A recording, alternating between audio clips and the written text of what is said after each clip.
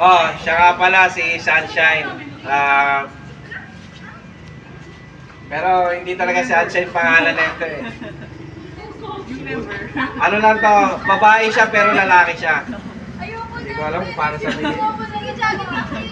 Basta bago lang siya sa pre-boxing ko, tapos ano siya, babae siya na hindi siya babae. Ano ba sabihin niyo siya? Member ng LGBT. Oo, LGBT daw. Ibig sabihin lang nun, pwede kayo lahat dito. Pag Wala matakot. ka ba? Tomboy ka ba?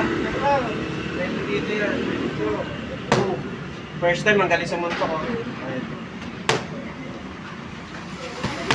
Hindi ginagawa ko. Yan.